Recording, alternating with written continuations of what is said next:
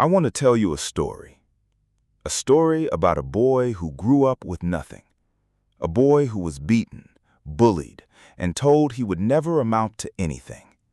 A boy who was rejected by every record label, laughed off every stage, and told that someone who looked like him had no place in the world he wanted to enter.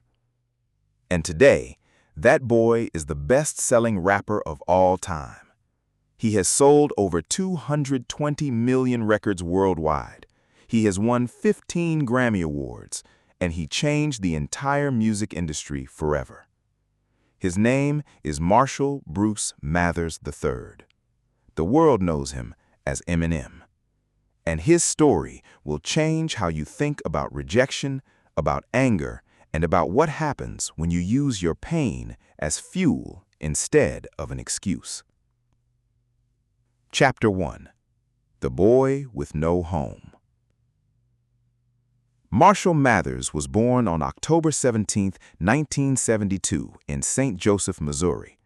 His father, Marshall Bruce Mathers Jr., abandoned the family when Marshall was just a baby. He left and never came back. Marshall wrote him letters as a child. Every single one was returned unopened. His father did not want to know him. His mother, Debbie, struggled with addiction and could not hold a steady job. They moved constantly.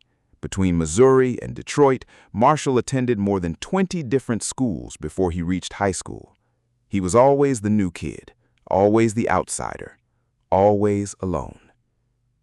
They lived in some of the poorest neighborhoods in Detroit. The apartments were small and dirty. The neighborhoods were dangerous. Marshall was one of the only white kids in his school, and he was targeted for it. He was beaten badly, multiple times. When he was 9 years old, a group of boys attacked him so severely that he was in a coma for several days. His mother sued the school. They lost. There was no safety at home. There was no safety at school. There was no safety anywhere. The lesson of this chapter is the foundation of this entire story. When the world gives you nothing, you have two choices. You can become nothing, or you can decide to build everything yourself. Chapter 2. The Discovery. Marshall failed 9th grade 3 times, not because he was unintelligent. He was brilliant. But the system did not care about kids like him. He had no support, no guidance, and no one who saw his potential. He dropped out of school at 17. He worked minimum wage jobs. He washed dishes. He cooked. He cleaned. He barely survived. But there was one thing that kept him alive: hip-hop. He discovered rap music as a teenager, and it changed his entire world. He listened to artists like LL Cool J, the Beastie Boys, and Run DMC. He started writing his own lyrics in notebooks. He practiced for hours every single day. He studied rhyme patterns, wordplay, and storytelling. He memorized entire albums. He started entering rap battles in Detroit. These were small underground events in clubs and basements. And at first, he lost badly. He was a white kid in a black art form. People laughed at him before he even opened his mouth. They booed him. They threw things at him. They told him to go home. But he kept coming back every single week. And slowly, he got better. Then he got good.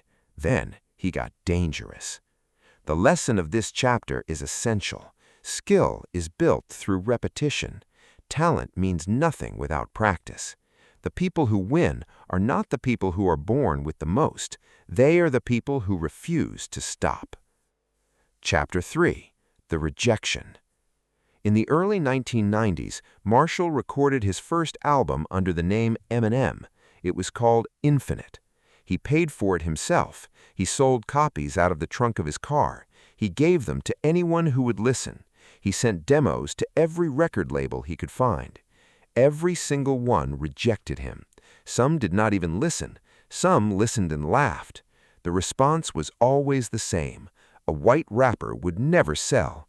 No one would take him seriously. He did not fit the mold. He did not belong. In 1996, he entered a national rap competition called the Rap Olympics in Los Angeles. He was brilliant. He made it to the final round. and he lost. He came in second place. He flew home to Detroit with nothing, no contract, no deal, no future. He was broke. He was living in a tiny house with his girlfriend Kim and their baby daughter Haley. He could barely afford food. He could barely keep the electricity on. He has said that there was a moment when he seriously considered ending his own life. The pain of constant rejection was more than he could carry. But he did not quit. Something inside him refused to die. The lesson of this chapter is one that every person who chases a dream must learn. Rejection is not proof that you are not good enough. It is proof that you have not found the right door yet. Keep knocking. Chapter 4. The Door That Opened. What Marshall did not know was that a tape from the Rap Olympics had made its way to someone important. A man named Jimmy Iovine, who ran Interscope Records, heard it. He passed it to someone else, someone whose opinion mattered more than anyone's in hip-hop. Dr. Dre. Dr. Dre was one of the greatest producers in the history of rap music. He had worked with Snoop Dogg, Tupac, and NWA. He was a legend, and when he heard Eminem's tape, he stopped everything. He later said, "I found what I have been looking for my entire career." He did not care that Eminem was white. He cared that Eminem was extraordinary. In 1998, Dr. Dre signed Eminem to his label. They began working together immediately. The chemistry was instant. Dr. Dre understood Eminem's anger, his humor, his pain, and his brilliance. He gave him the platform and the production to match his words. In February 1999, they released the Slim Shady LP. It sold over 5 million copies. It won a Grammy Award. And overnight, the boy that no one believed in became the most talked about artist on the planet. The lesson of this chapter is unforgettable. You only need one person to believe in you, one door, one moment. But that moment will never come if you give up the day before it arrives. Chapter 5. The Explosion. What happened next was unlike anything the music world had ever seen. In 2000, Eminem released the Marshall Mathers LP. It sold 1.76 million copies in its first week alone, making it the fastest-selling album in rap history. It was raw, angry, brilliant, and deeply personal. He rapped about his childhood, about his mother, about his father who abandoned him, about being poor, about being hated, about wanting to die, and millions of people connected with it, not because they were rappers, but because they knew what it felt like to be rejected, to be invisible, to be told they were not enough. In 2002, he released The Eminem Show, another massive success. That same year, he starred in a film called 8 Mile, which was based on his own life. The song from that film, Lose Yourself, won an Academy Award for Best Original Song. It was the first rap song in history to win an Oscar. Eminem was no longer just a rapper. He was a cultural force. He had proven every single person wrong who ever doubted him, every label that rejected him, every crowd that booed him, every person who said a white kid from Detroit could never make it in hip-hop. The lesson of this chapter is electric. When you have been told your entire life that you do not belong, and you prove them wrong anyway, the victory is not just yours. It belongs to everyone who ever felt like they didn't fit in. Chapter 6. The Battle Within. But success did not heal the wounds inside Marshall Mathers. If anything, it made them louder. The fame was overwhelming. The pressure was crushing. The world wanted more and more from him, and he had no tools to handle it. He turned to prescription drugs, painkillers, sleeping pills. He started taking them to numb the anxiety, the depression, the weight of being every single day. And slowly, the drugs took over. By 2007, he was taking up to 60 pills a day. His weight ballooned, he stopped making music, he disappeared from public life. His friends tried to help him, but he pushed them away. He was dying, and he knew it. In December 2007, he nearly died. He overdosed on methadone. His organs began shutting down. Doctors told him that if he had taken a few more pills, he would not have survived. He was that close to the end. When he woke up in that hospital bed, something changed. He looked at his daughters. He thought about Haley, who needed her father, and he decided that he would not let drugs take him the way they had taken so many others. The lesson of this chapter is raw and real. Success does not protect you from pain. Money does not heal your wounds. If you do not face what is broken inside you, it will eventually destroy everything you have built. Chapter 7. The Return. Eminem got clean. He replaced pills with exercise. He ran 17 miles a day. He channeled his obsessive personality into something healthy instead of something destructive. He went to meetings. He did the work every single day. In 2009, he released Relapse, his first album in 5 years. In 2010, he released Recovery. The album was a direct reflection of his journey through addiction and back. It debuted at #1 in multiple countries and sold over 10 million copies worldwide. He was back. But this time, he was different, clearer, sharper, more intentional. He was no longer running from his pain. He was facing it directly and turning it into art. He continued making music. He continued performing. He mentored younger artists through his label, Shady Records. He helped launch the careers of 50 Cent, D12, and others. He gave opportunities to people who reminded him of himself, people who came from nothing and had everything to prove. In 2022, Eminem was inducted into the Rock and Roll Hall of Fame.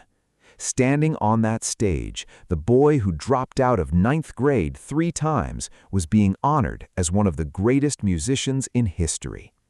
The lesson of this chapter is about transformation. You are not your addiction. You are not your worst moment. You are the person you choose to become after you survive it.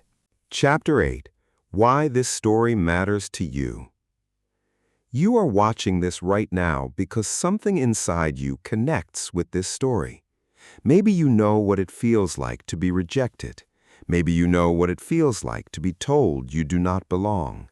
Maybe you are carrying pain that you have never told anyone about. Eminem was rejected by every label. He was mocked, beaten, and dismissed. He almost ended his own life. He almost died from drugs. And he still came back, not once, multiple times. Every single time life knocked him down, he stood up again. So let me ask you this. What is the dream that people have told you is impossible? What is the thing you want to do that scares you because everyone says it cannot be done? What would you attempt if you stopped listening to the people who do not believe in you? You do not need their permission. Eminem never got permission. He took his place. He earned it word by word, battle by battle, rejection by rejection. And you can do the same. Here is what you can do right now. Take that thing you have been afraid to start and give it 15 minutes today. Not an hour, not a perfect plan, 15 minutes. Write the first page, record the first take, send the first message, apply for the first job. Just begin. The rest will follow. The lesson of this chapter is the fuel for your future. The people who say you cannot do it are not your judges, they are your audience, and one day they will watch you prove them wrong. Chapter 9. Your Voice Matters. Marshall Mathers grew up with nothing, no father, no money, no support, no one in his corner. He was beaten, rejected, addicted, and almost destroyed multiple times, and he survived all of it. Not because the world was kind to him, but because he refused to be silenced. He found his voice in the darkest moments of his life, and that voice became the voice of millions of people who felt invisible. You have a voice too. Maybe you haven't found it yet. Maybe the world has been too loud for you to hear it.